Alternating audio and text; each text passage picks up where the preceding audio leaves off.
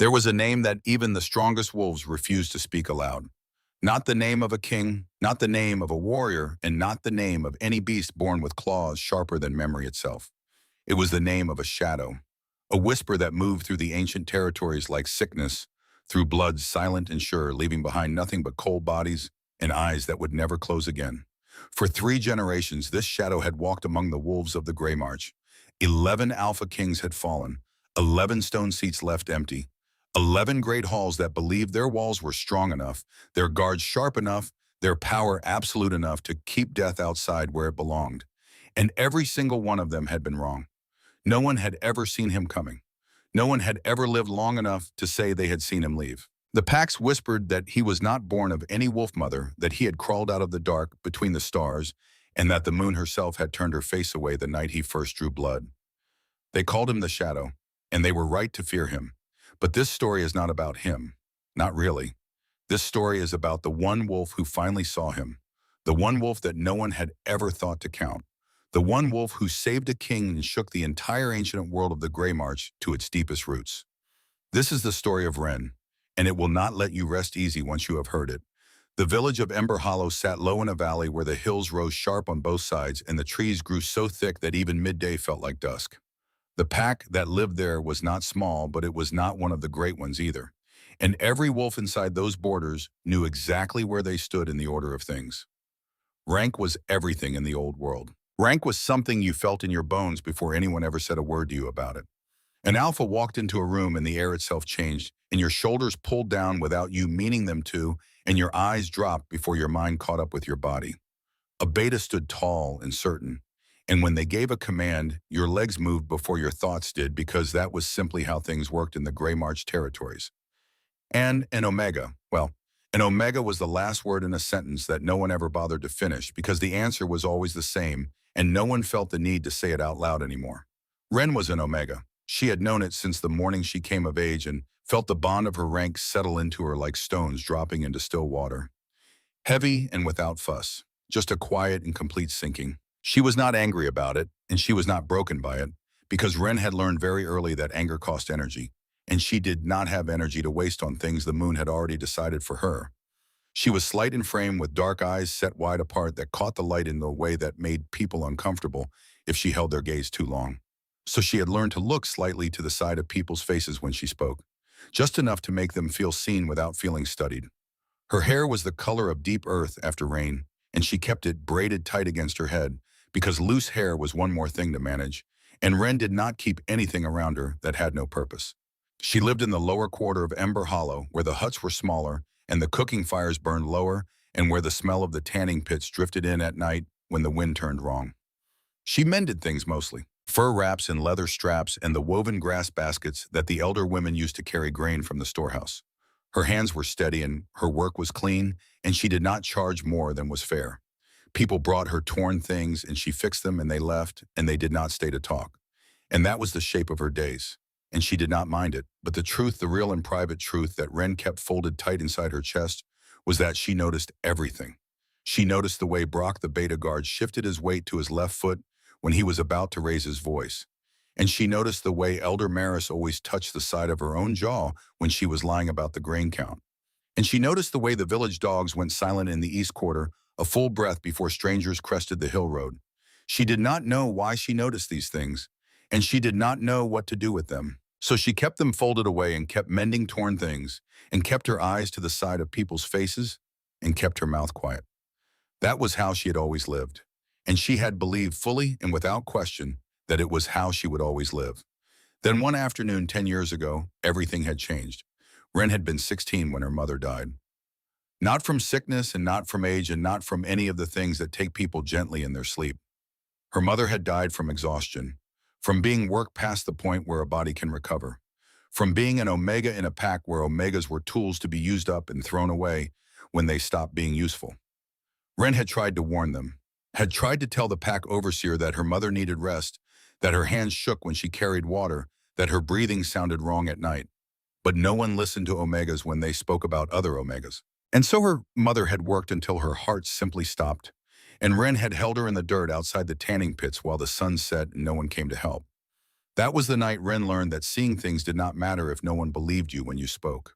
But someone had been watching, an old beta warrior named Falk, who had served the great warlords in the eastern reaches before his fighting days ended, and he came to Ember Hollow to live out his years in something like peace. He had fought in wars that most wolves only heard about in stories. He had stood beside kings and cut down enemies that other men ran from. And he had learned in all those years of violence and blood to see the things that mattered beneath the things that were loud. He found Ren 3 days after her mother's burial, sitting alone by the stream that ran through the lower quarter, staring at the water like it held answers. You saw it coming, Falk had said. His voice was rough from age and old wounds, but it was not unkind. You tried to tell them she needed rest. Ren had said nothing. There was nothing to say. Falk sat down beside her, his old knees creaking, and he was quiet for a long time. Then he said, "You have the sight, girl. Not magic, not prophecy, just eyes that see what others miss. Patterns, the way things connect before they break." Ren had looked at him then, and she had not looked to the side of his face. She had looked directly at him, and she had said, "What good is seeing if no one listens?" Falk had smiled, and it was a sad smile, but it was real. "None," he said, "unless you learn to use it when it matters most, and unless you learn to hide it the rest of the time." For the next 8 years, Falk had taught her. Not how to fight, because Ren was not built for fighting, and Falk was old enough to know that not every battle was won with claws and teeth. He taught her to read the small things, the way a man's fingers twitched when he was about to lie, the way a blade sat wrong in its sheath when it had been drawn recently and put back in haste, the way shadows moved when someone was trying not to be seen. And he taught her the bone code, the old language that assassins and spies had used for generations to mark territory and signal intent. Symbols carved into wood or stone that meant things like target confirmed and danger here and proceed with caution. Most wolves had forgotten the bone code even existed. But Falk remembered, and he made sure Ren remembered too. He also taught her one other thing, and it was the most important lesson of all. He taught her to keep what she knew folded inside her chest, because Omegas who were too useful became tools, and tools got used up. Falk had died 2 years ago, quietly in his sleep, the way old warriors almost never got to die. And Ren had stood at his pyre and promised him silently that she would use what he had given her when it matters most, that she would not waste it on small things. She had not known when she made that promise how soon it would be tested. The summons came on a morning when the sky was low and gray and the air smelled like rain that had not yet decided to fall. It did not come to Ren directly, because things rarely came to an Omega directly in those days. It came to the pack elder Maris, and Maris passed it down to the Beta Guard captain, and the Beta Guard captain passed it along to the workers' overseer. And finally, on the 4th day after the original summons had arrived, it reached Ren in the form of a young errand boy named Pike, who looked deeply uninterested in the task he had been given. "You are wanted at Blackthorn Keep," Pike said, not quite looking at her, picking at the frayed edge of his belt. Ren set down the basket she was mending and looked at the side of his face and said, "By whose word?" Pike shrugged one shoulder and said, "The king's own word, they say, but I do not know why they would want someone from the lower quarter." And then he left, because he had said the thing he was sent to say, and the rest was not his concern. Ren sat very still for a long moment after he was gone.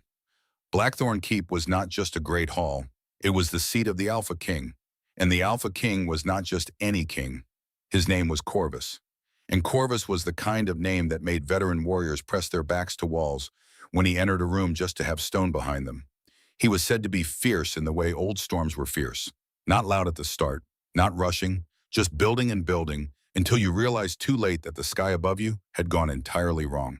He had ruled the Grey March territories for 11 years. And in those 11 years, 3 assassination attempts had been made against him. And all 3 had ended with the assassins in pieces, and the pieces sent back to whoever had hired them, wrapped in the hiring party's own colors. He was not a king who asked for mercy, and he was not a king who gave it without cost. And Ren had absolutely no idea why his summons had found its way to the lower quarter of a mid-standing pack on the edge of his territory. But she folded the basket she was mending, and she banked her small fire, and she put on her second-best wrap because her best one had a tear she had not yet fixed, and she packed a small bundle with dried meal and smoked root in the bone knife that Falk had given her years ago, wrapped carefully so it would not cut through the cloth. And she set out on the road toward Blackthorn Keep before the sun reached the top of the sky. The road was 3 days long, and Ren walked it mostly alone. On the first day, she passed through the outer villages where the fields were wider and the houses sat closer together, and where people looked at her and then looked away quickly because an Omega traveling alone was either desperate or dangerous, and no one wanted to find out which. She slept that night in a low hollow where the road dipped close to a stream, and she ate from her small pouch of provisions without thinking too hard about how much she would need for the journey back. On the second morning, she passed a group of warriors heading the same direction. Large men with thick necks and the wide stances of trained fighters wearing the black and ash-gray colors of packs that served under Corvus's banner. They did not speak to her, and she did not expect them to. But she watched them the way she watched everything, quietly and from the side. One of them had a blade on his hip that was tied with the wrong knot, loose at the inner loop. The kind of knot that looked secure at a glance but would let the blade shift in the sheath if he moved fast. And it bothered Ren the way a crooked stone in a wall bothered her. Not dangerous to her, just wrong in a way that sat uneasily in her mind. And there was something else about that man, something in the way his eyes moved. Not over the surfaces of things the way ordinary warriors' eyes moved.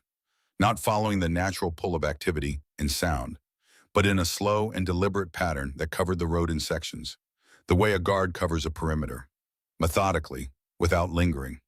Ren filed it away in the part of her mind where she kept the things that did not fit, and she kept walking. That night, she stayed at a roadside inn where the beds were straw pallets on a dirt floor, and the food was thin soup that tasted like it had been made 3 days ago. She sat in the corner with her bowl and listened to the warriors at the next table talk in low voices about things they thought no one else was hearing. One of them said, "You heard about the Northern King, found dead in his own hall 2 months back. Best guards in the Grey March. Strongest walls. Did not matter." Another said, "They say it was the Shadow." The first one made a sound like a bitter laugh and said, "They always say it is the Shadow. Been saying it for 30 years. 3 kings in my lifetime. All dead in their own halls. And no one ever catches him." The second warrior was quiet for a moment. Then he said quieter, "What kind of wolf kills kings and never gets caught?" The first one did not answer, and Ren, sitting in her corner with her thin soup, felt something cold settle in her chest.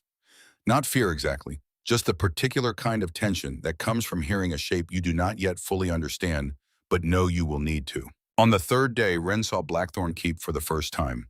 It rose from a flat-topped hill like a fist rising from a forearm, sudden and sure and impossible to miss. The hall was built from dark gray stone and old timber that had gone black with age, and the walls were hung with the pelts of wolves who had challenged Corvus and lost. Not a cruelty exactly, more of a language that every wolf who came to that hill understood before they ever passed through the gate. The gate guards looked Ren over when she arrived, and she could see the question in their faces. Small Omega woman from the lower quarter. No weapons visible, no colors, no rank worth mentioning. She gave them her name and said she had been summoned, and one of them went inside and she waited standing still in the cooling air of late afternoon while the wind carried smoke and the smell of roasted grain down from the hall above. The guard came back and his face had changed slightly, just around the eyes, the way a face changes when it has been given information it did not expect. "You are to be taken to the inner hall," he said, and his voice was careful in the way voices get when people are trying not to show confusion. Ren followed him inside, through the outer yard where more warriors stood in groups talking low, through a second gate of heavy timber, and into the body of the hall itself, where the ceilings were high and the fire pits burned long and low down the center of the room. There were people here of every rank, advisors in fine-stitched wraps, warriors in their colors, elders with the bone markers of their offices hanging at their chests, and all of them turned to look at Ren as she was walked through the room. She kept her eyes to the side of their faces and kept her steps even and kept her breathing slow. At the far end of the hall, on a raised stone seat that was not quite a throne, but was close enough that no one called it anything else, sat Corvus. He was large the way mountains are large. Not loud about it, just simply and entirely there, taking up the space around him in a way that made the space feel smaller even though the hall was vast. His hair was dark and unbound, and his jaw was set hard, and his eyes were on Ren before she had taken 3 steps into the room, and they did not move off her as she walked the length of the fire pits to stand before him. Ren stopped at the respectful distance. She dipped her head once, not low enough to be submissive, but not so shallow as to be bold, and she looked at the side of his jaw and waited. The hall was very quiet. Corvus looked at her for a long moment, and his face gave nothing. Absolutely nothing. And then he said in a voice that was quieter than she had expected from a man his size, "You are Wren of Ember Hollow." She said, "I am." He said, "You mend things." She said, "I do." He was quiet again for another moment. And then he said, "I was told that you see things that others miss, and that you have never once been wrong about what you have seen." And his eyes had not moved off her face even once since she entered the room. Wren said nothing because no one had ever said that to her before in those exact words, and she was not sure how to answer a thing she had never been told about herself. Corvus leaned forward slightly in his seat and said, "Someone is going to try to kill me, and I believe they will try it soon. And I believe they will try it here inside this hall during the gathering feast that begins in 3 days." The fire pits burned low and steady between them, and the hall was very still. He said, "My guards are the finest I have ever trained. My advisors are sharp. My walls are tight. And in 11 years, no one has put a blade within reach of me inside these walls." And his voice was level and even in a way that made every word land cleanly. He said, "And yet I am not easy." He reached into the folds of his wrap and pulled out a piece of parchment, folded once. He held it out toward her, and Wren stepped forward and took it. She unfolded it carefully, and what she saw made the cold thing in her chest tighten. It was a bone code symbol, carved in ink but precise. The kind of precision that came from someone who knew exactly what they were doing. And what it said in the old language that Falk had taught her was simple and absolute. Inevitable death, already in motion. Wren looked up from the parchment and met Corvus's eyes directly for the first time. Just for a breath. Just long enough to read the thing in his face that she had been reading slowly from the edge since she walked in. And what she read there was not fear, because Corvus was not a man who feared in the ordinary way. What she read there was certainty. The cold and clear certainty of a man who knows that something is already in motion and cannot yet see where it will land. She looked back to the side of his jaw and said, "Why trust an Omega you have never met?" Corvus was quiet for a moment. Then he said, "A man named Falk wrote to me a year before he died. He said you saw a poisoner at the market in Ember Hollow when you were 12 years old. He said you saved 30 lives that day. He said you never wanted credit for it. And he said that kind of integrity is rare in any rank." Wren felt something twist in her chest. Falk. Of course it had been Falk. Even in death he was still teaching her. Corvus said, "I need someone I can trust. Someone who sees what warriors miss. Someone who will tell me the truth even when the truth is dangerous." He looked at her steadily and said, "I want you in this hall. I want your eyes open. And I want you to tell me what you see." Wren was quiet for a long moment. Then she said, "I will need to move freely through the hall and the grounds before the feast begins, without guards following me." Corvus's eyes did not change, but something in his shoulders settled just barely. And he said, "It will be arranged." And that was how Wren of the lower quarter of Ember Hollow, Omega Mender of Torn Things woman, that no one counted, came to stand inside the walls of Blackthorn Keep 3 days before someone tried to end the life of the most feared AlphaKing in all the Greymarch territories. She did not know yet that the assassin was already inside the walls. She did not know yet that he had been inside since before she arrived.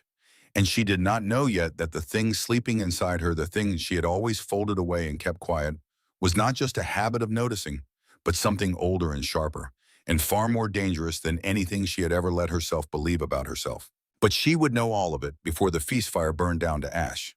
They gave Wren a small room near the back of the inner hall close to the grain stores. And she understood, without being told, that this was the room they gave to people they did not know what to do with. People who had been invited by the king but did not fit anywhere in the order of things that everyone else understood. The room had a straw mat, a clay water pot, and a single narrow window that looked out over the inner yard. And Wren set her bundle down on the mat and stood at that window for a long time, looking out at the yard the way she had looked at 100 rooms before. Reading it slowly, finding the low places and the hidden channels where things moved beneath the surface. The yard was busy with preparation for the gathering feast. Wolves moved in every direction, carrying timber and clay pots and bundles of dried herbs, setting up the long stone tables that would run the length of the great hall, beating the old woven mats clean against the outer wall, hauling water from the deep well in the far corner. Wren watched all of it with the same quiet attention she brought to everything. And slowly, the way a picture in still water becomes clear, once you stop disturbing the surface, the shape of the yard settled into something she could read. She saw where the guards changed shifts and when. She saw which doorways were watched and which were not. She saw the pattern of the servants' movement, the paths they walked, the places they stopped, the moments when the yard went briefly thin and unobserved. And she saw something else. On the morning of her first full day at Blackthorn Keep, just before the sun had fully cleared the eastern hills, Wren saw a man cross the inner yard from the direction of the wood store. He was moving toward the hallside entrance with a bundle of cut timber over his shoulder. He was dressed as a wood carrier, rough cloth and worn leather. His face lowered under the weight of the load, and he moved with the unhurried ease of someone who had been doing this task for a long time. He looked like a wood carrier. He moved like a wood carrier. And every guard in the yard looked straight past him, the way people look past things that fit perfectly into the world around them. But Wren watched him from her narrow window, and something in her chest went very still and very cold. The way the air goes still and cold just before a storm breaks. It was the wood. The bundle on his shoulder was not cut from the same timber as the rest of the wood piled against the outer wall. The grain was finer, the color slightly darker, and it had not been cut the way working wood was cut, rough and fast and practical. It had been cut neatly, almost carefully, as though the shape of it mattered for a reason that had nothing to do with burning. And there was something else. Something about the way the man moved. His face was lowered, yes, but his eyes were not. His eyes were moving in a pattern, a slow and deliberate pattern that covered the yard in sections, not the way a wood carrier's eyes moved, the way a hunter's eyes moved. Wren stood at her window and watched him carry the bundle through the side entrance, and she watched the door close behind him. And she stood there for a long time after her hands very still at her sides. She had seen that man before, 2 days ago, on the road, among the warriors heading toward Blackthorn Keep, the one with the blade tied wrong. And now he was here, inside the walls, dressed as a wood carrier, moving through the yard like he belonged. Wren did not go to the guards, not yet. She went to the hall itself because she needed to see more before she said anything. And because Wren had learned very early that an Omega who raised an alarm and turned out to be wrong paid a price that was not fair and did not matter to the ones collecting it. She moved through the hall the way she moved through every space, quietly, purposefully, making herself look as though she had a task and knew exactly where she was going. The hall was full of workers still setting up for the feast, and no one looked at her twice because no one ever did. And for once in her life, she was grateful for that in a way that went deeper than habit. She found the side passage where the wood carrier had entered and followed it to the inner storeroom where the feast wood was stacked. And she stood in the doorway and let her eyes move slowly across the stacked timber. The bundle from that morning had been placed near the back, set against the wall behind the older wood, which meant it would be reached last, which meant someone had planned for it to be there at a specific time. Not now, but later, when the feast fires were burning low and needed feeding, and a servant would reach to the back of the stack without thinking about what they were pulling from it. Wren crossed the room and crouched beside the bundle. She pressed her fingers along the grain of the wood and felt the hollow space inside it before she had even looked, because her fingers knew the difference between solid timber and something carved out and refilled. The way her eyes knew the difference between a real knot and a false one. She looked. The center log had been hollowed and sealed again with pine resin. And inside the hollow, wrapped in dark cloth to keep it from rattling, was a small clay vessel, no bigger than her closed fist, stoppered tight with wax. Wren did not open it. She knew what it was without opening it because the smell was there even through the wax in the cloth and the resin, faint and sweet in a way that had no business being sweet. The smell of ember root paste, the kind that had no taste and no color and no smell strong enough to catch in a cup of dark wine. And that stopped a wolf's heart as quietly and completely as a hand pressed over a candle flame. Wren sat back on her heels and breathed slowly and looked at the clay vessel in the hollow log and thought about everything it meant. The assassin was not coming from outside the walls. The assassin was already inside. He had been inside long enough to plant this, to learn the timing of the wood stores, to know which bundle would be reached for at which moment during the feast. He was patient, and he was thorough. And he was very, very good. And he was planning to kill Corvus, not with a blade in the open, but with poison in the feast fire. Smoke and ember root rising together into the hall, invisible in the cedar smoke, odorless to anyone who did not know exactly what they were smelling for. Drifting over the head table where the king would sit and breathe deeply in the warmth of a feast fire all evening, until his heart simply stopped. Wren wrapped the vessel back in its cloth carefully. She set it in the exact position she had found it because she did not want the assassin to know she had found it. Not yet. And she rose and walked back through the passage and through the hall and back to her small room near the grain stores. And she sat on her straw mat and looked at her steady hands and thought very carefully about what she was going to do next. She could go to Corvus now and tell him everything. He would believe her or he would not. And either way, the assassin would know his plan had been discovered and he would change it. And whatever his next plan was, would be something she had not yet seen and had not yet found. And a threat you cannot see is worse than a threat you have already located. Wren pressed her hands flat on her knees and breathed out slowly through her nose. And she made a decision that was not the safe decision, and was not the small decision, and was not the kind of decision that Omegas were supposed to make in the world of the Grey March. But she made it anyway because it was the right one. And Wren had always known the difference between those two things even when no one gave her credit for it. She was going to find out everything the assassin had planned. She was going to learn every piece of it. And she was going to be ready in the hall when he made his move. She would not warn the guards yet. She would not move the vessel. She would let the plan stay exactly where it was, and she would stay exactly where she needed to be. And when the moment came, she would not miss it. She had never been wrong about what she saw, and she was not wrong now. And the only question left was whether the thing sleeping inside her, that old and sharp and quiet thing that folk had named and nurtured, would be awake enough to do what the moment required of it when the time finally came. Outside her narrow window, the inner yard went on with its preparation, and the wood store sat quiet in the hall. And somewhere inside the walls of Blackthorn Keep, the assassin moved through his day like a shadow, unhurried, certain, and completely unaware that a pair of wide-set dark eyes had already found him. The first full day Wren spent inside Blackthorn Keep, she did not speak to anyone except to answer when she was spoken to. And no one spoke to her much because she was an Omega in a hall full of ranked wolves, and her presence was noted only in the way that a small piece of furniture is noted, as a thing that exists and takes up a small amount of space and presents no particular interest. This suited Wren completely. She moved through the hall and the yard and the passages and the outer buildings, the way water moves through a stone channel, following the shape of the space, going where the space allowed, making no sound and leaving no mark. She was learning the hall the way she had always learned things, slowly and completely, building the picture from the edges inward until she could close her eyes and walk any path inside those walls without error. And she found three more things. The assassin had placed a strip of dried cloth soaked in ember root oil tucked behind the bracket of the torch nearest the king's seat, thin enough that the heat of the torch would eventually dry it to nothing and release the oil into the air above the table in a slow and invisible drift. There was a small bone carving wedged into the gap between two stones in the wall behind the high seat. Wren did not touch it because she could not tell yet what it was for and did not want to disturb it before she understood its purpose. But she looked at it closely, and she recognized the symbols carved into its surface. Old marks, the kind Falk had taught her, the kind that said things in a language most wolves had forgotten. This one said, "Inner Council, verified target. Proceed."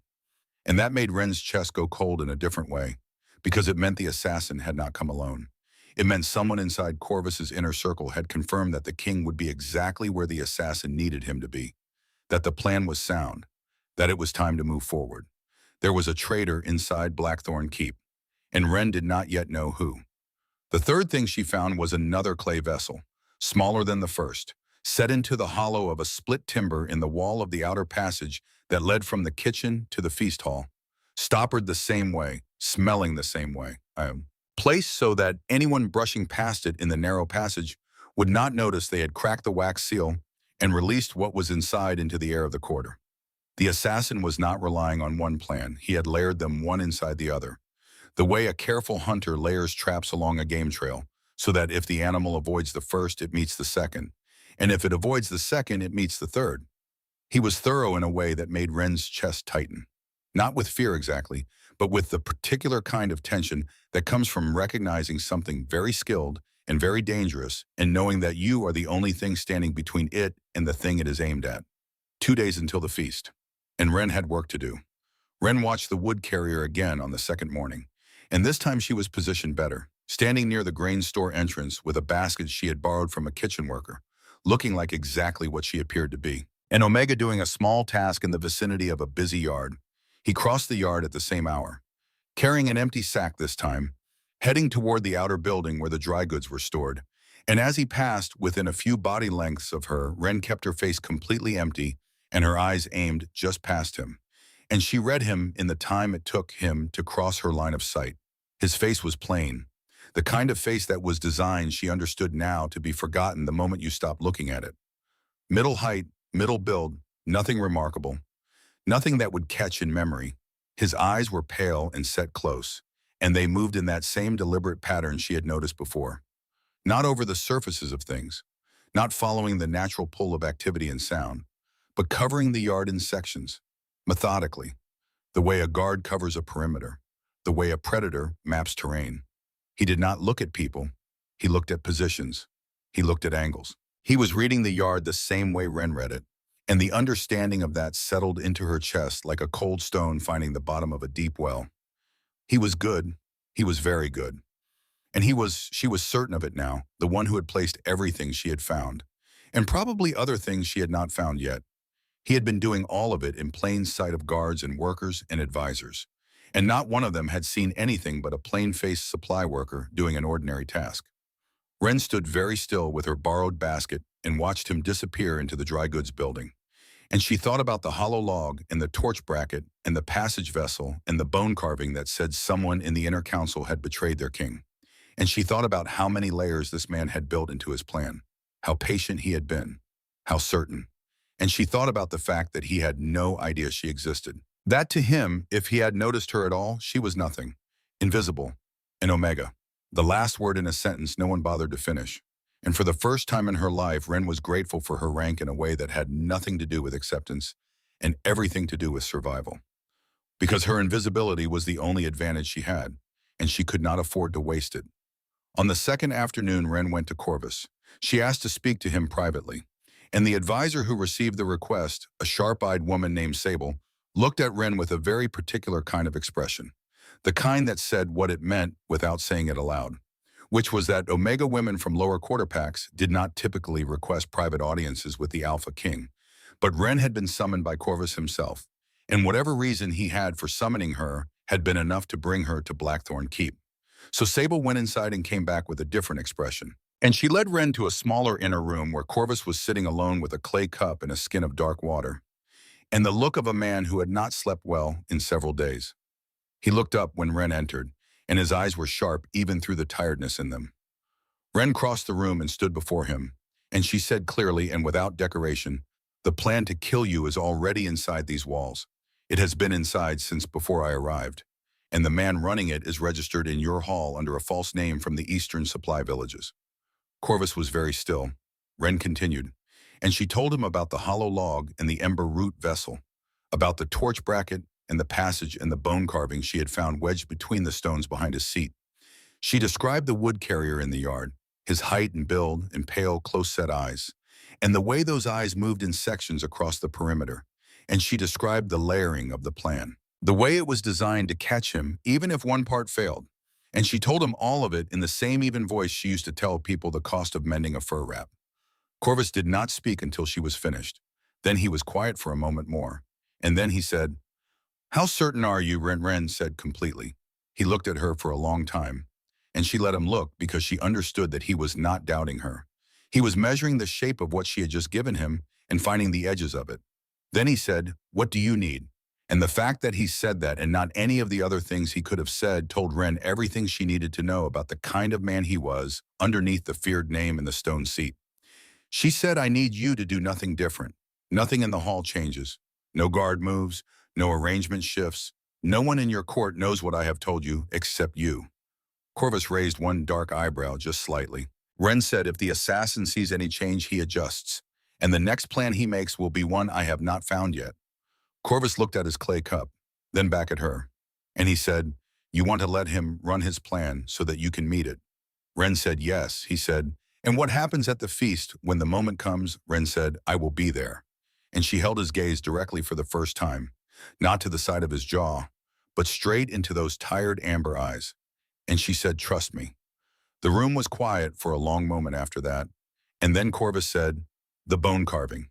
You said it meant someone in my inner council has betrayed me." Wren said, "Yes." Corvus leaned back in his seat, and for the first time since Wren had met him, he looked old.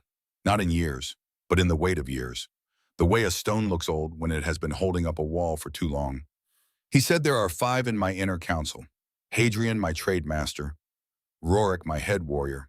Sable, my chief advisor. Idris, the spiritual elder, and Bryony, my cousin and diplomat. He looked at Ren and said, "Which one?" Ren said, "I do not know yet. The code only says one of them placed the carving. But I will watch them at the feast, and I will know." Corvus was quiet again. Then he said, "If you are wrong about any of this, it will cost you more than you understand." Ren said, "I know." He said, "And if you are right and you fail, it will cost me my life." Ren said, "I know that too." Corvus studied her face for a long moment. Then he reached out and took her hand. It was the first time he had touched her, and his hand was warm and rough and larger than hers, in a way that should have made her feel small but somehow did not. He said, "If you die protecting me, I will never forgive myself." Ren looked at their joined hands, then back at his face. And she said, "Then do not let me die." Something moved in Corvus's expression then, something that was not quite a smile but was close enough. And he said, "Very well, Ren of Ember Hollow. We will do this your way." He released her hand, and Ren stepped back, and she dipped her head once, and she left the room and walked back through the hall toward her small room near the grain stores. Her hands were steady, her mind was very clear. The feast was one day away, and somewhere in the hall the assassin was finishing his preparations, certain that he had not been seen, certain that tonight he would do what he had come to do, and walk out of Blackthorn Keep through a door that no one was watching. He had been certain of that same thing in every hall he had ever entered, and he had always been right, until now. That night alone in her small room, Ren did not sleep. She sat on her straw mat with her back against the wall and the bone knife in her lap, and she let her mind go to the place it did not want to go, the place where fear lived, the place she had kept locked away since her mother died. What if she was wrong? What if the wood carrier was exactly what he appeared to be, and she had built a threat out of small details that meant nothing?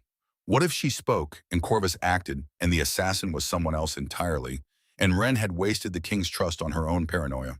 What if she was right but not fast enough? What if the assassin had a plan, she had not found a layer deeper than the one she had already seen?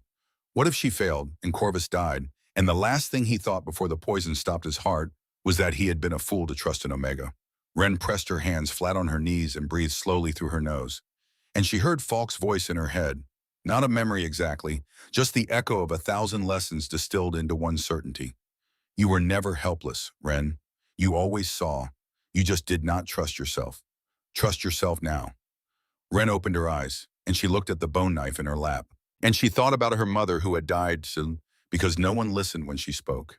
And she thought about Falk who had taught her to see and to trust what she saw.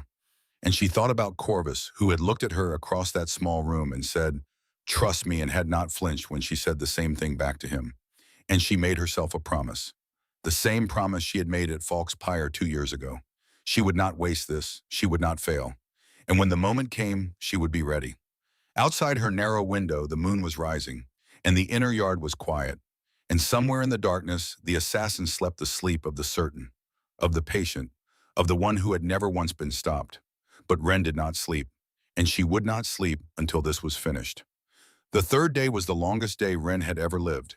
She moved through Blackthorn Keep with the same quiet purpose she always moved with, but everything felt different now, sharper. The edges of things too clear, the sounds too loud, every shadow holding the possibility of the man she was hunting.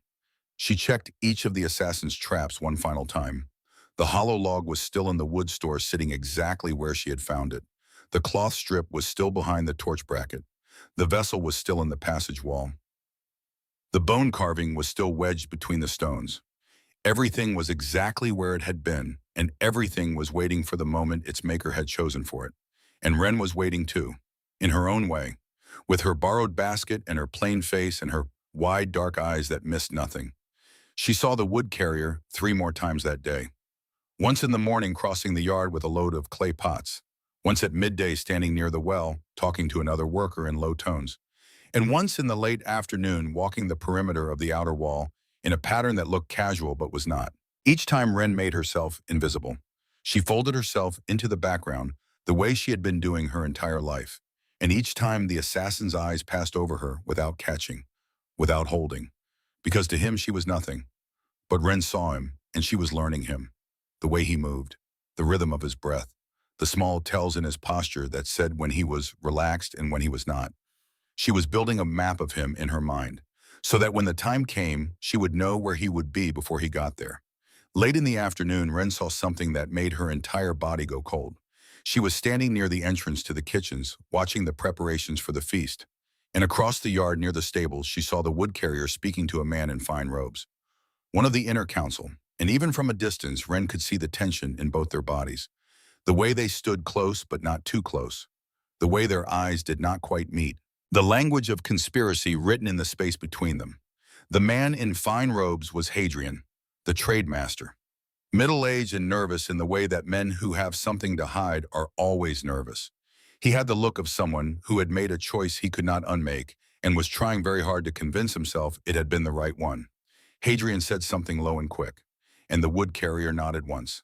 A single brief movement, and then Hadrian walked away toward the hall, and the wood carrier stood alone for a moment, and then he turned, and for just a breath his pale eyes swept across the yard, and they landed on Ren. She did not move, did not breathe, did not let a single muscle in her face change. She stood with her basket and her empty expression and let his gaze pass over her the way it had passed over her a dozen times before. And it did. It passed. And he looked away, and he walked toward the outer buildings. And Ren stood in the shadow of the kitchen entrance and felt her heart beating hard against her ribs. He had looked at her, directly at her, and he had seen nothing, because she was an Omega, and Omegas were invisible. Ren let out a slow breath, and she made herself move. One step, then another, back toward her room, because if she stood there any longer, she was going to break, and she could not afford to break. Not yet. She reached her room and closed the door and sat on the straw mat, and she let herself shake, just for a moment, just long enough to let the fear out so it would not choke her later. Then she stopped shaking, and she pulled the bone knife from beneath her mat, and she held it in her hands and felt the weight of it. The balance, the edge that Falk had sharpened for her years ago and that she had kept sharp ever since. She was not a warrior. She had never trained to fight, but Falk had shown her where to strike if she ever needed to. The places on a body where a blade would end a threat quickly and completely. The shoulder, the side of the neck, the space between the ribs. Ren had never used that knowledge, had never thought she would need to. But she thought about it now, and she made herself ready for the possibility that tomorrow night she might have to. She practiced the motion, the way Falk had taught her, fast and sure and without hesitation, because hesitation in a moment like that was the same as failure. She practiced it until her hands stopped shaking, until the movement felt like something her body knew instead of something her mind was trying to remember. And then she wrapped the knife carefully in cloth and tucked it into the folds of her wrap, and she sat on her mat and waited for the sun to set.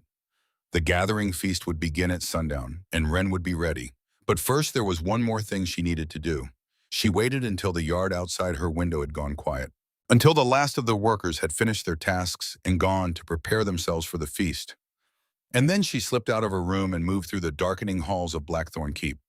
She went to the wood store first, and she stood in the doorway and looked at the hollow log one last time, and she whispered a promise to it, to the planet represented, to the man who had placed it there with such care. "I see you," she said, "and you will not succeed." Then she went to the torch bracket near the king's seat, and she looked at the cloth strips soaked in ember root oil, and she whispered the same promise. And then she went to the passage, and she looked at the vessel wedged into the wall, and she said it again.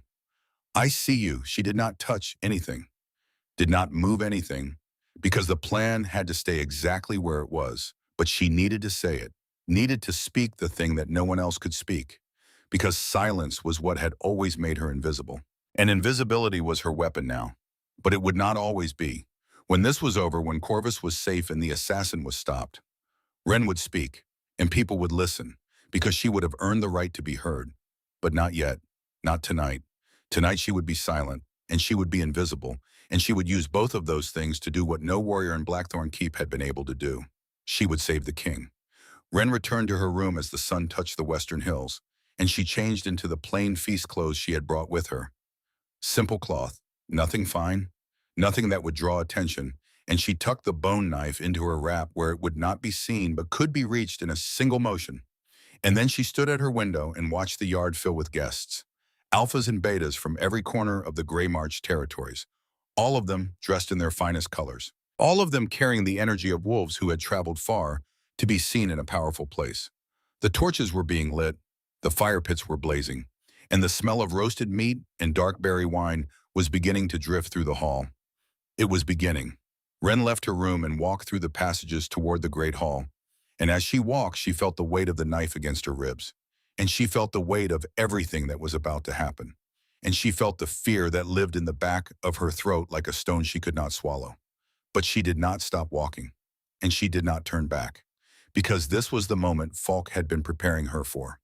This was the moment her mother had died for. This was the moment that would decide whether Wren of Ember Hollow was just an Omega who mended torn things, or something more.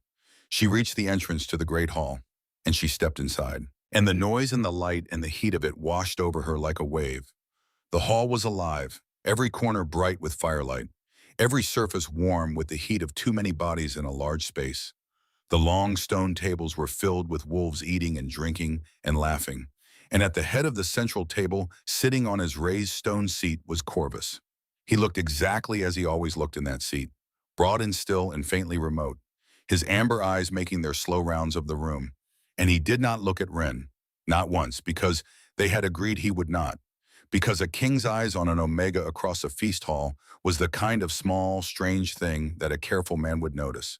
And the assassin was nothing if not careful.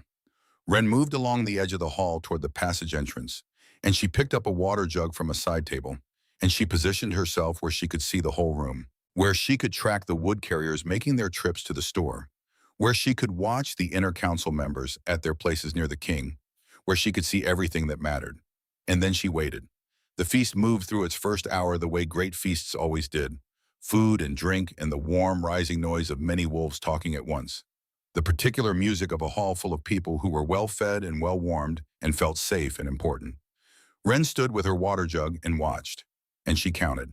The first trip to the wood store happened 20 minutes into the feast. A young servant with a carry harness brought a load of timber from the front of the stack and fed it into the nearest fire pit. The flames rose, the warmth rolled across the tables, and the guests barely noticed. The second trip happened 15 minutes later. More timber from the middle of the stack, the safe wood, the old wood, not the hollow log, not yet. Wren watched the servants, and she watched the inner council. Hadrian was drinking heavily, more than the others. His face was flushed, and his hands shook slightly when he raised his cup. Guilty hands, nervous hands. Rorik, the head warrior, sat solid and calm, watching the room the way a warrior always watches, looking for threats, but looking in the wrong places. Sable, the chief advisor, was speaking quietly to the elder beside her. Her face was sharp and focused. No fear in it, no guilt. Idris, the spiritual elder, had his eyes half closed, listening to something only he could hear, or pretending to. And Bryony, Corvus's cousin, sat near the end of the table, beautiful and poised and smiling. But her eyes were not smiling. Her eyes were watching Corvus, and there was something in that watching that made Wren's skin prickle. The third trip to the wood store, the fourth, each time the servant reached deeper into the stack, getting closer. And across the hall along the far wall, the wood carrier stood among the lower-ranked attendants, plain-faced and unremarkable, and his pale eyes were moving, covering the room in those familiar sections, measuring distances, reading angles. Wren watched him, and she felt the knife against her ribs, and she counted her own heartbeats to keep herself steady. The fifth trip to the wood store, the servant's arm reaching deeper now, almost to the back, and the wood carrier began to move. Not fast, not in any way that would draw attention, just a slow drift along the wall, closing the distance between himself and the central table, between himself and Corvus. Wren's hands tightened on the water jug. Not yet, not yet. The sixth trip. The servant reached to the very back of the stack, and Wren saw his hands close around the hollow log, and everything inside her went quiet and cold and perfectly still. The servant carried the hollow log across the hall, and he placed it into the fire pit nearest the king's seat, and the log began to burn, and the ember roots sealed inside it began to heat, and the poison that would stop a wolf's heart began to rise with the smoke. Wren set down the water jug, slowly, carefully, without a sound, and she began to move. Across the hall, the wood carrier was moving too, faster now, his hand drifting toward the blade at his hip, the blade that no one had noticed because no one had been looking for it. Wolves near the fire pit were beginning to cough, just lightly, just enough to cause confusion.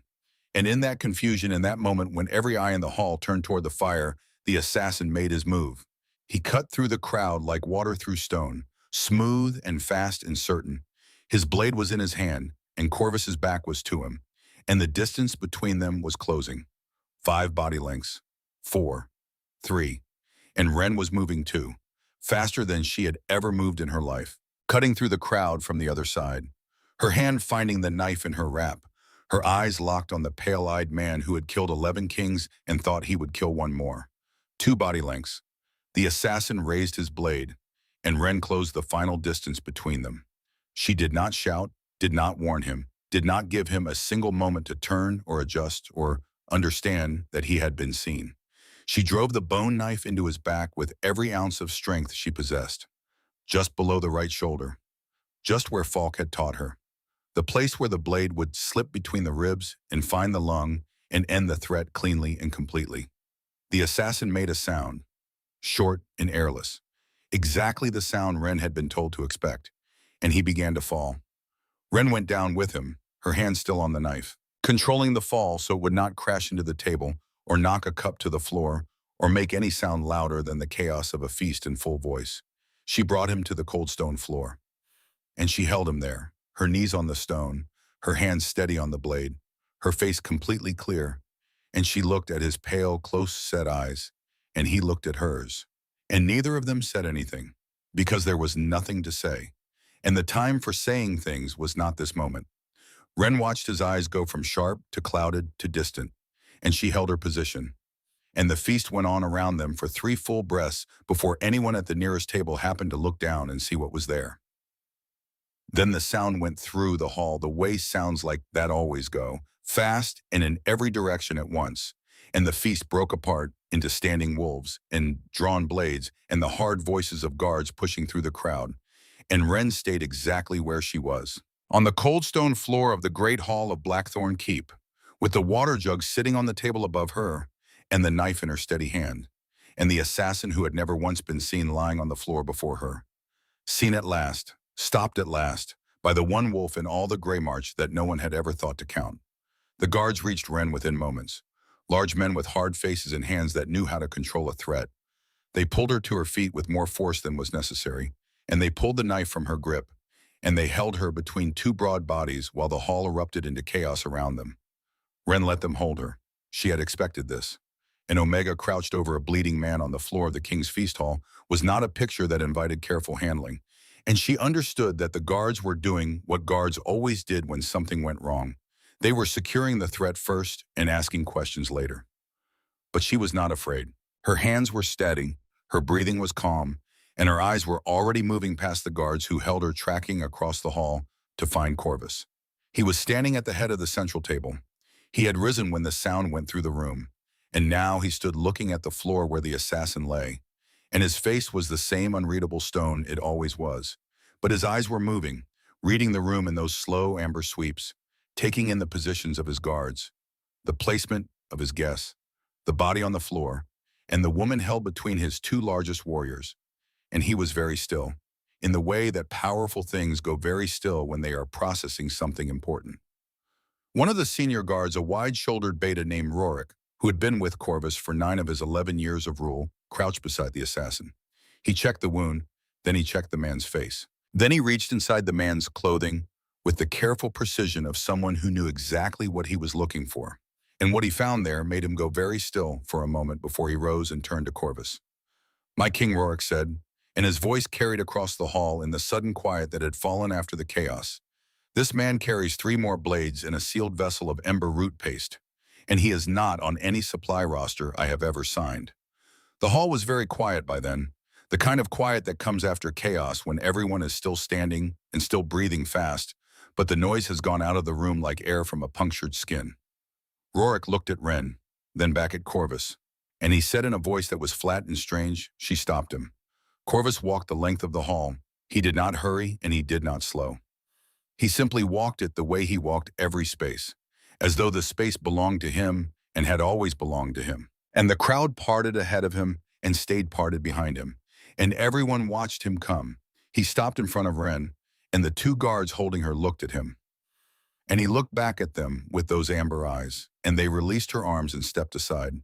And then it was just Corvus and Ren in the middle of the great hall of Blackthorn Keep, with every ranked wolf in the Grey March watching them from every direction. Corvus looked at her for a long moment, and she looked at the side of his jaw. And the hall was so quiet that the sound of the fire pits was clear and steady in the air between them. Then Corvus said, "You knew he was here before you told me." It was not a question. Ren said yes. He said, "You knew what he planned and when he planned to do it." She said yes. He said, "And you said nothing to my guards, and moved nothing in the hall, and let it run until tonight." She said yes. He was quiet again. And then he said, "Why?" And his voice was level. But there was something underneath it. Something she had not heard in it before. Something that was not anger and was not relief exactly, but was somewhere between those two things. Ren said, "Because a plan that is known to many becomes a plan that leaks. And a plan that leaks becomes a different plan. And the different plan is always the one you have not found." She paused. And then she said, "And because I needed him to run what he had prepared, so that I could be where I needed to be when he ran it." Corvus looked at her for another long moment and said nothing. Then he looked down at the assassin on the floor and back at her, and he said quietly so that only she and the nearest wolves could hear it clearly, "You saved my life, Ren of Ember Hollow." Ren said nothing, because it was true, and she did not feel the need to dress it up or push it away. Corvus said, "And you did it alone, and you did it without rank. And you did it in a way that not one of my trained warriors managed to do." His voice was still level, but the thing underneath it had come slightly closer to the surface, and Ren could read it now clearly. And what it was something very close to wonder. The hall was still watching. Every alpha and beta and ranked wolf in that room was watching an Omega woman stand in front of the most feared king in the Grey March and hear him say those words. And the silence in the room was not the silence of shock anymore. It was the silence of something shifting. The way the ground shifts when something very heavy moves underground. Slow and deep and impossible to stop once it has started. Ren looked directly at Corvus. "And she said I meant torn things. That is what I do." And something moved in his face then. Just briefly. Just at the edges. The thing that she had learned in her days of reading him was the closest he ever came to something warm. And he said, "Yes, you do." And the hall breathed again. All at once, like something had been held and then released. They kept the assassin alive through the night, because a dead assassin answers no questions. And Corvus wanted answers. Rorik and two of the senior guards took the man to the lower room beneath the hall, and they worked through the dark hours. And by the time the first gray light of morning was coming through the high vents in the ceiling, they had the shape of it. The assassin's real name was not Durik. It had not been Durik in a very long time. And before that name, it had been other names in other halls in other territories. And every one of those names had belonged to a man that people remembered as plain-faced and ordinary and completely unremarkable. Right up until something terrible happened. His true name, the one he had been born with before he learned to shed names like a snake sheds skin, was Sylvan. Sylvan the patient, they had called him in the old days. Before he became the shadow. Before he became the nightmare that kings whispered about in their private chambers. He had been working his trade for 30 years. 3 full generations of hiring. Passing from one lord's gold to another's. Moving through the territories like wind through grass. Leaving no trace. No pattern. No way to predict where he would surface next or who would fall when he did. The list of names that Rorik brought to Corvus in the early morning was a list that made the king read it twice, and then set it face down on the stone table, and sit very still for a long moment. 11 AlphaKings, 11 stone seats left empty, and not one guard, not one warrior, not one advisor sharp enough to see him coming. Until Ren. Ren was not in the room when Rorik brought the list. She was in her small room near the grain stores, sitting on her straw mat with her steady hands in her lap, and she was thinking about going home. The task she had been brought to Blackthorn Keep to do was finished, and she was an Omega from a lower quarter pack. And the world did not change its shape overnight just because an Omega had done a remarkable thing inside its walls. And Ren understood this the way she understood most things, clearly and without flinching. She had done what she came to do, and now she would go back to Ember Hollow, and she would mend torn things. And the story would be told without her in it the way most stories were told about Omegas, around the outside of what they had done rather than through the center of it. She was thinking this when the knock came at her door. It was not Rorik, and it was not one of the senior guards, and it was not the advisor with the sharp eyes. It was Corvus.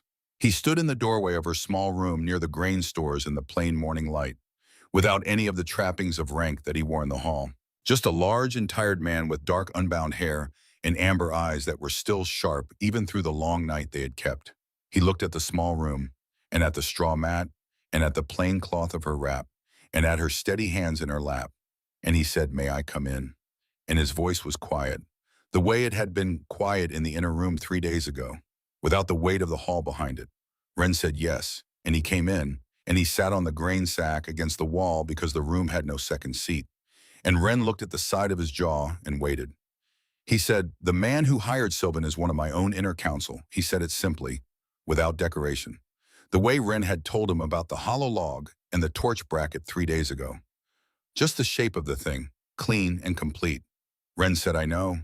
Corvus looked at her, and he said, "How long have you known?" She said, "Since the second day, when I saw the bone carving in the wall behind your seat."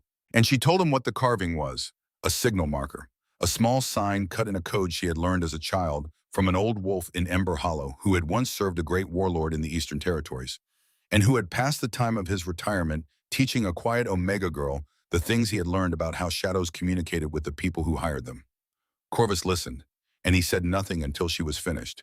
And then he said, "You knew there was someone inside my council, and you still said nothing until you were ready." Wren said yes. He was quiet for a long time after that. Then he said, "It was Hadrian, the trade master. He confessed an hour ago." Wren nodded. She had known. She had seen the way Hadrian and Sylvan had stood together in the yard, the language of conspiracy written in the space between them. Corvus said, "He wanted me dead so he could install a puppet king, someone he could control, someone who would let him profit from trade routes I had closed because they were bleeding the lower packs dry." He looked at his hands, large hands, scarred from years of fighting, and he said, "He has been with me for 7 years. I trusted him." Wren said nothing, because there was nothing to say to that kind of betrayal, nothing that would make it smaller or easier to carry. Corvus looked up at her, and he said, "I am going to ask you something, and I want you to know before I ask it that the answer either way changes nothing about what you have already done here, and what you have already done here will not be forgotten." Wren waited. He said, "Stay in Blackthorn Keep, not as a servant, and not as an attendant, and not in a room near the grain stores." He said, "I have an inner council with a seat on it that is going to be empty before this day is finished. And I have a hall full of ranked wolves who are very skilled at the things that ranked wolves are skilled at. And I have a threat out in every direction that comes not from strength, but from the quiet and patient work of people I cannot see until it is almost too late." He looked at her steadily, and he said, "I need someone who sees what others miss, and who is never wrong about what they see, and who makes decisions based on what is true rather than what is ranked." He said, "I need you, Wren." The morning light was pale and clean through the narrow window, and Wren looked at her hands for a moment, those steady hands that had mended torn things in a lower quarter hut for as long as she could remember. And she thought about Ember Hollow, and the tanning smell when the wind turned wrong, and the straw mat she slept on, and the errand boy who had not looked at her when he delivered the summons that changed everything. She thought about the thing that had been sleeping inside her, that old and sharp and quiet thing that Falk had named and nurtured. And she thought about how it had felt to finally let it wake, how it had felt to move through these walls with a purpose that matched what she was, rather than apologizing for it, how it had felt to stand on that stone floor in the middle of the great feast hall and look directly at the most feared king in the Grey March and know that she had saved his life. She thought about all of it, and then she looked at the side of Corvus's jaw, and then she looked directly into his amber eyes, and she said, "I will need a proper seat at the council table." Something moved in his face again, that warm thing at the edges, and he said, "You will have it." She said, "And I will need to move freely through every part of these walls at every hour, without question and without escort." He said, "Agreed." She said, "And I will not be ranked, because rank is not what I am, and pretending otherwise would make me less useful to you, not more." He was quiet for a moment, and then he said, "Agreed." And his voice was careful and honest in the way that voices are when they are saying something that costs them a comfortable assumption. Wren nodded once, and he nodded once, and that was the agreement they made, in a small room near the grain stores in the plain morning light, with no ceremony and no witnesses and no one to mark it down in the old records, because it was not the kind of thing the old records had a page for, an Omega given a seat at the AlphaKing's inner council. Not as a servant, and not as a decoration, and not as a thing that someone had decided to be generous about, but as the most necessary wolf in the hall, because she was the only one who had seen the assassin, and she had seen him before he could finish what he came to do, and she had ended him on the floor of the great hall in front of every ranked wolf in the Grey March, without flinching and without failing. Corvus stood, and he looked down at Ren, and he said, "There is one more thing." Ren waited. "He said you asked me to trust you, and I did, and you were right." He paused, and then he said, "Now I am asking you to trust me, not because I command it, but because I am asking." And he held out his hand. Ren looked at it, large and rough and scarred, and she looked at his face, and she saw something there that she had not seen before, something that was not the king, not the stone seat, not the feared name, just a man who was tired and grateful and trying very hard to say something he did not have the words for.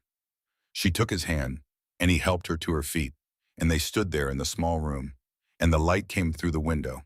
And for a moment, they were just two wolves who had survived something together.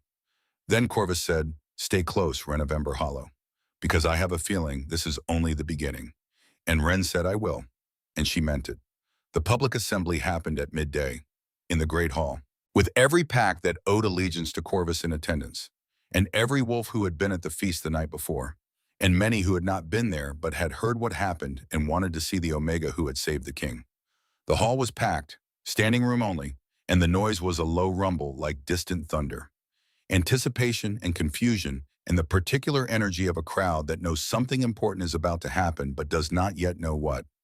Corvus sat on his stone seat, and his inner council sat at the table below him. 4 seats now instead of 5, because Hadrian's seat was empty, and would stay empty until this was finished. Ren stood to the side, not at the council table, not yet, just near enough to be seen, and far enough to still be apart. Corvus raised one hand, and the hall went quiet. He said, "You all know what happened last night.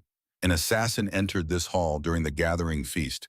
He planned to kill me, and he would have succeeded." His voice was level, carrying clearly to every corner of the room. He said the assassin's name was Sylvan. Some of you knew him as the Shadow. He had killed 11 AlphaKings before last night. He had walked through the best-guarded halls in the Grey March, and no one had ever seen him coming, and no one had ever stopped him. Corvus looked across the hall, and he said, "Until last night." He gestured toward Ren, and every eye in the hall turned to her. He said, "This woman is Ren of Ember Hollow. She is an Omega. She has no rank, no title, no training as a warrior. But she saw what my finest guards did not see. She found what my sharpest advisors did not find. And when the moment came, she did what no one else in this hall was able to do." The hall was absolutely silent. Corvus said, "She saved my life. And in doing so, she proved something that I think we have all forgotten. That worth is not measured by rank." He stood, and he walked down from his seat. And he crossed to where Ren stood, and he said loud enough for everyone to hear, "Ren of Ember Hollow, I offer you a seat at my inner council, not as a favor, and not as a gesture, but because you have earned it, and because this hall needs you." There was a sound then, not quite a gasp, not quite a murmur, just the collective breath of a room full of wolves trying to process something they had never imagined. And then one of the alphas in the crowd spoke, a large man with gray in his beard and the colors of the northern packs on his shoulders. He said in Omega, "At the king's council, this is madness." Another voice joined his, and then another, the hall beginning to fracture into argument. But Corvus did not move, and he did not raise his voice. He simply looked at the alphas who had spoken, and he said, "I do not ask your permission." The hall went quiet again. He said, "Ren has proven her worth. She has my trust, and she will have the seat. The only question is whether she will accept it." And he turned to Ren, and he waited. Ren stood in the middle of the great hall of Blackthorn Keep, with hundreds of eyes on her, with the weight of a decision that would change everything pressing down on her shoulders. And she thought about her mother, and she thought about Falk, and she thought about every Omega who had ever been told they were the last word in a sentence no one bothered to finish. And she looked at Corvus, and she said, "I accept." The hall erupted, some in anger, some in shock, and some a smaller number, but growing in something that might have been approval. But Ren did not hear any of it, because Corvus was smiling, just slightly, just at the edges, and he was holding out his hand again, and she was taking it, and he was leading her to the empty seat at the council table, and she was sitting down, in a seat that had never held an Omega before, in a hall that had never imagined such a thing was possible. And the world was shifting beneath them all, slow and deep and impossible to stop. 6 months passed, And the world did not end, and the hall did not fall, and Wren sat at the council table and did exactly what Corvus had asked her to do. She saw what others missed, and she spoke truth when truth was needed, and she taught the guards to look beyond rank and reputation, to see the small things that mattered beneath the loud things that distracted. 3 more threats came to Blackthorn Keep in those 6 months, none of them as sophisticated as Sylvan's plan, but all of them dangerous, and Wren found every one of them before they could take root. A poisoned gift from a rival pack, a false advisor with a blade hidden in his walking stick, a servant bribed to leave a door unlocked at midnight. Wren saw them all, and she stopped them all. And slowly, grudgingly, the hall began to understand that Corvus had been right to trust her. And something else began to happen. Something Wren had not expected. Omegas from other packs began to arrive at Blackthorn Keep, asking to speak with Wren, asking to learn from her. Young women with wide eyes and quiet voices who had spent their whole lives being told they were nothing, and who had heard the story of the Omega who saved the king, and who wanted to believe that maybe they could be something more. Wren taught them, not how to fight, but how to see, how to notice, how to trust what they noticed, even when no one else believed them. And she watched them grow stronger, not louder, but surer. And it filled something in her chest that she had not known was empty. And Corvus watched her teach, and he saw the change spreading through his territory like roots through soil. Omegas asking for training, asking for positions in the guard, asking to be counted. And he saw the packs that resisted and the packs that adapted, and he adjusted his policies accordingly, rewarding the ones who valued merit over rank, and distancing himself from the ones who did not. The Grey March was changing, slowly, but changing, and at the center of it all was Wren, still quiet, still plain-clothed, still looking slightly to the side of people's faces when she spoke, but no longer invisible, no longer the last word in an unfinished sentence. She was the beginning of something, and everyone knew it. On a cool afternoon in late autumn, Wren was walking the gardens of Blackthorn Keep with Corvus. It had become a habit between them.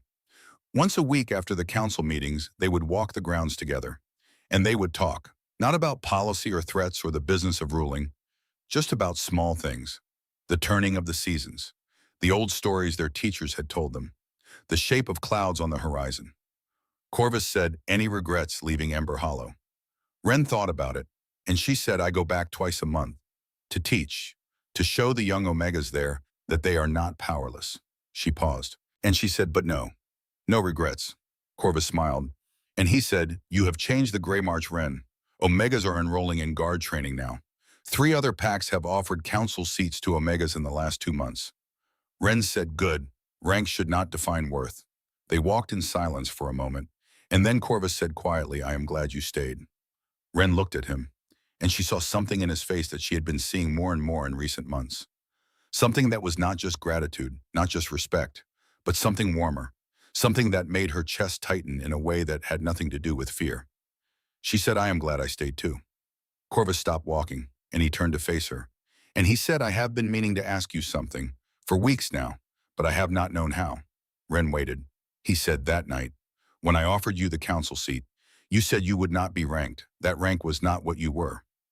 Wren nodded. Corvus said, "I have been thinking about that, about what you are, if not ranked." He paused, and then he said, "I think you are the bravest wolf I have ever met, and the most necessary, and I would like to know you better. Not as king and advisor, but as us." Wren looked at him, and she felt something shift in her chest, the same way the ground had shifted in the hall 6 months ago when Corvus had named her in front of everyone. A slow and deep movement that could not be stopped once it started. She said, "Ask me again in 6 months, after we both know this is real, and not just gratitude, or relief, or the echo of a moment that has already passed." Corvus looked at her for a long moment, and then he smiled. A real smile this time, full and warm, and he said, "I will wait." And they kept walking, and the leaves fell around them, and the world kept turning, and Wren felt for the first time in her life like she was exactly where she was supposed to be. A messenger arrived at the gates of Blackthorn Keep 3 days later, carrying a letter sealed with wax and marked with symbols that made the gate guards send for Corvus immediately. Corvus read the letter in his private chambers, and then he sent for Wren. She came, and he handed her the letter without a word. Wren read it, and her face did not change, but her eyes sharpened, and she said, "How long do we have?" Corvus said, 2 weeks, maybe less. The letter was a threat, from the Northern Territories, a new player rising in the power structure there, someone who had heard about Sylvan's failure and who wanted to prove they could succeed where the Shadow had not. Ren set the letter down on the table, and she said, "I will need access to the trade records from the Northern Packs, and a list of everyone who has entered Blackthorn Keep in the last month." Corvus said, "You will have them by morning." Ren nodded, and she turned to leave. But Corvus said, "Ren." She stopped. He said, "What would I do without you?"